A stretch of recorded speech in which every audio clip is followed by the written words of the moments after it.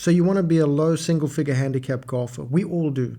And the worst part is that people dumber than you are single-figure handicaps easily. One of those dummies is me. I'm going to show you how a dum-dum like myself stays a single-figure handicap regardless of where I play golf. From Thailand to the US to South Africa to the UK, over many kinds of conditions, many kinds of turf, and different golf course styles. The first thing dumb people do to stay low handicap is ignore the advice of hitting it as far as possible all the time. For example, when it's cold and I haven't hit a ball at 7:45 a.m., I hit the most comfortable club in my bag from the first tee. It's so dumb.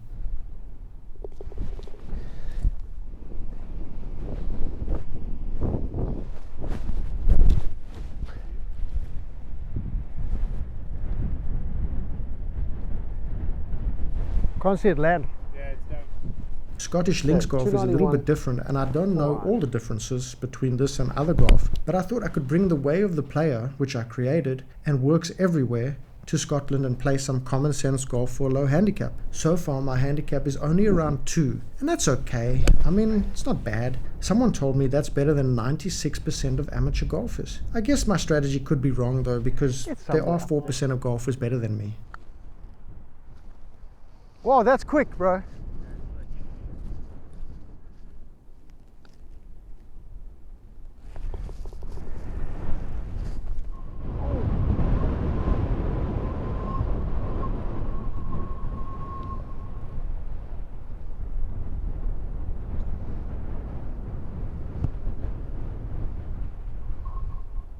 Say hi, bro.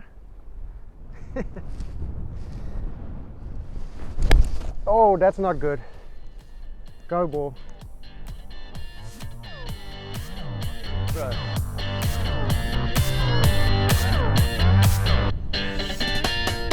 Birdie.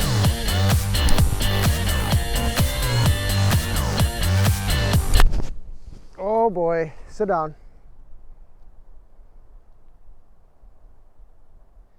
$118 yards, chipping a 9.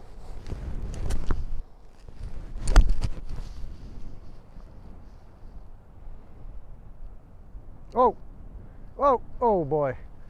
Okay, maybe I should have chipped something else.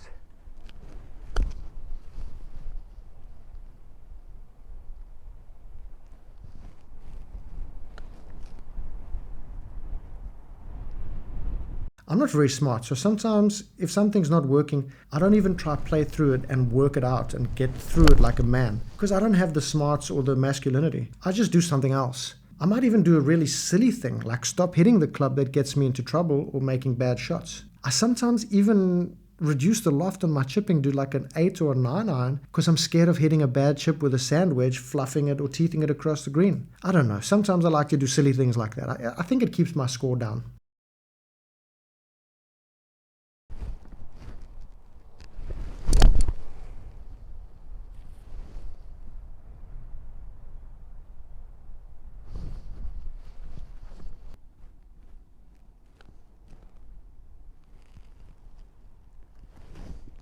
Wow.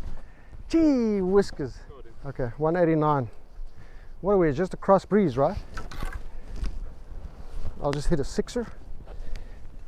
Yeah, probably be a bit short, but I think you can putt anywhere short. What do you reckon? Provish.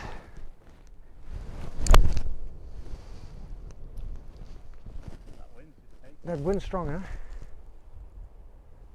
Yeah, that's money.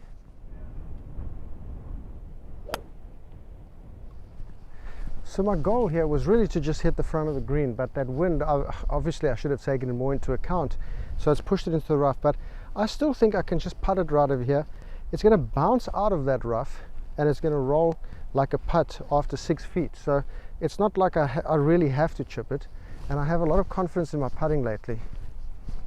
especially with the new black bird dog. Now, I'm not smart enough to get $300,000 into debt for a college degree, and I'm not a rocket surgeon, but I just feel the easiest place to keep my scores lower is by keeping my game good with my wedges, chipping, bunkers, and putting. Everything inside about 125 yards. I heard someone once say that at least 50% of your shots happen with a wedge or less. So I thought, well, if a smart person says that, maybe I can get good at that because the swing is so short and you can keep the ball close to the ground in those shots. Short game is so easy for me to keep sharp. You don't need much space to practice. You can hit putts on the carpet. You can listen to a Bob Rotella putting out of your mind for free on YouTube if you want to. And if you want to pay, you can get it on Audibles. I find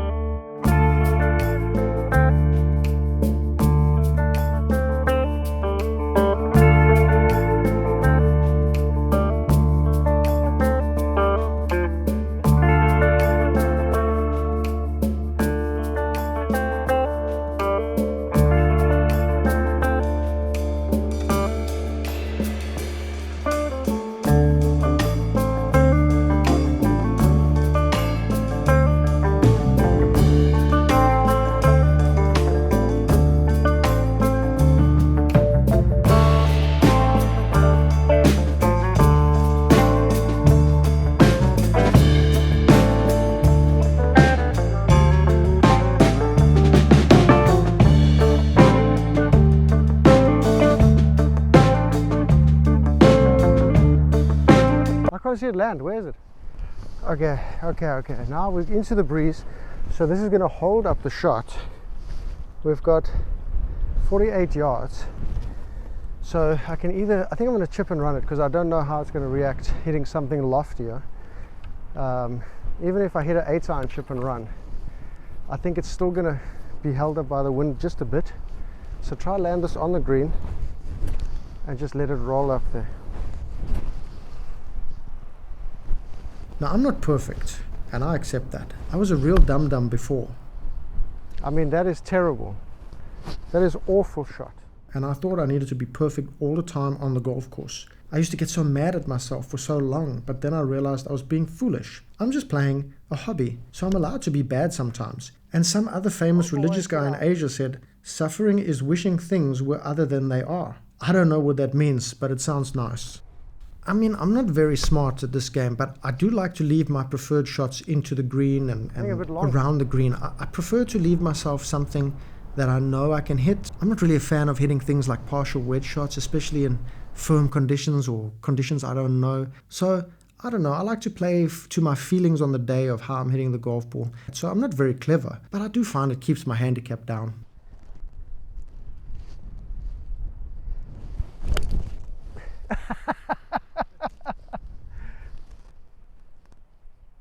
That's okay. Plays this 116, playing 122, but the wind is directly behind us, 2 to 3 clubs of wind. So I'm going to hit a 56 degree, and I think that's going to take us all the way there. Play it like a 100-yard shot.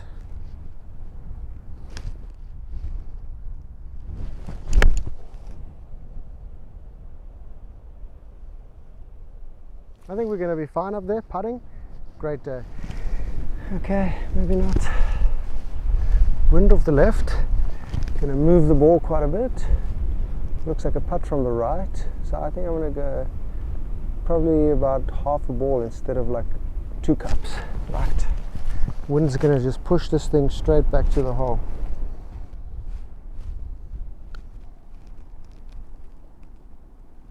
Come on, wind!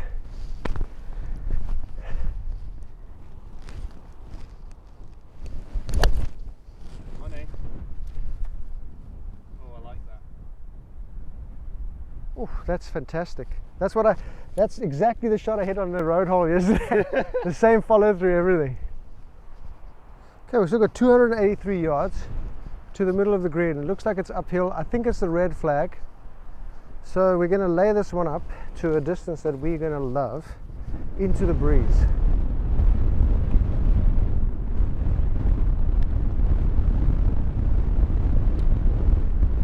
.287 with a L6 rangefinder. 287. So we're gonna, oh fuck,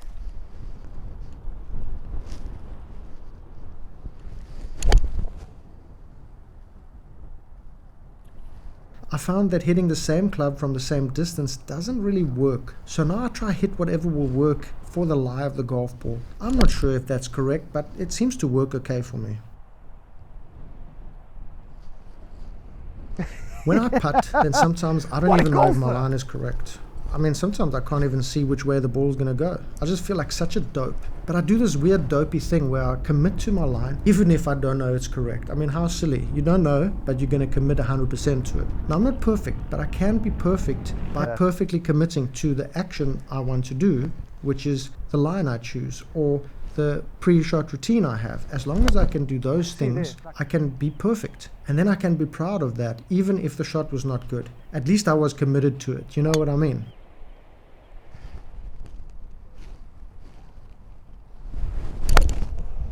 See, that's the danger, right? Now I could be in that burn. No, over it. So that's the danger. Like, you have to be super committed to swinging down the slope. I came up on it.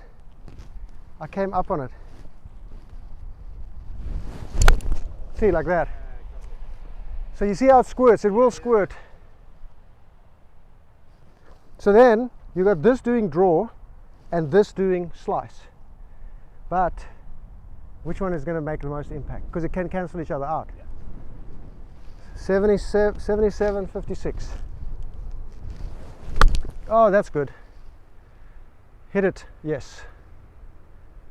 Some people are so smart that they get really negative and tense when they hit bad shots. And then they start talking about how they should have stayed in bed, or how they can't wait for the round to end, or they'll tell you they're going to go home if it doesn't get any better. To be honest, it's better for people like me to just be stupid and forget about the last shot, because you should have the memory of a silly goldfish.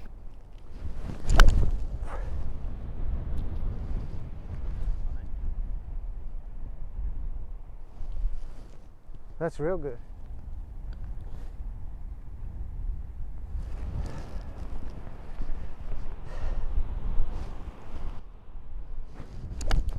Now, I don't know much about important things like geology, astrology, Scientology, and all other things ending in ology, but I do know about grass and sand and how the club and ball react to it in different parts of the world on different strains of grass. That's a fun thing for me to do and pay attention to, because it's kind of a simple thing, you know, to be a gardener.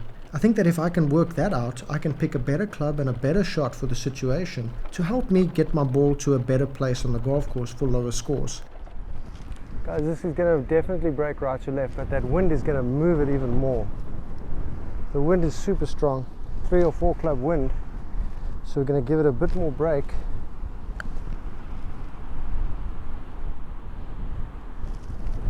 Oh, right on line, right on.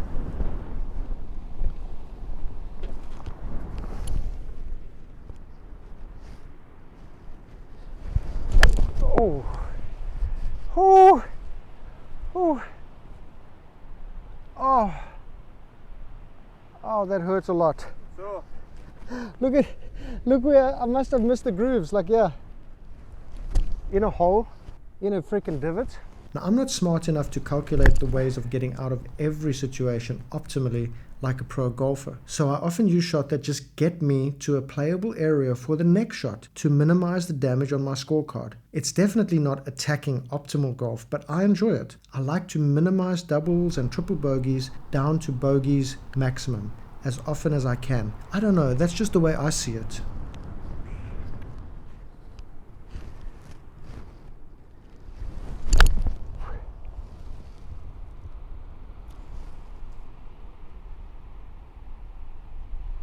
Yeah, I probably should have hit a wedge.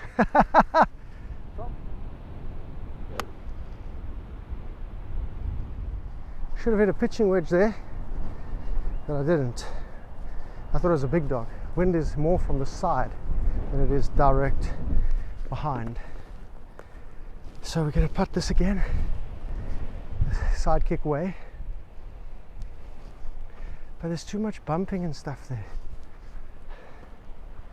I'll have to chip it over with a 48 degree. Have to chip it over the junk.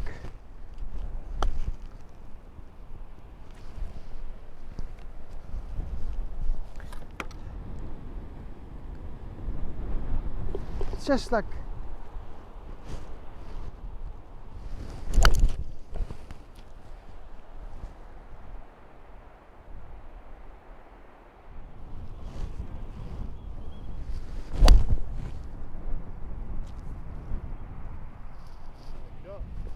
Thanks.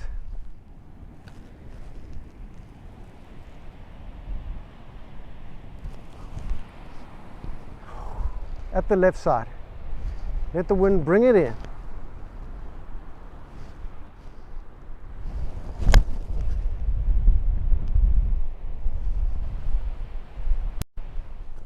Every time I miss a putt, I just think that the universe owes me another one. Someone told me it's the gambler's lie or gambler's false whatever. I'm kind of weird like that because I'm a recovering addict. I'm addicted to being awesome and helping people improve their golf game. Don't be a dummy. Follow your gut.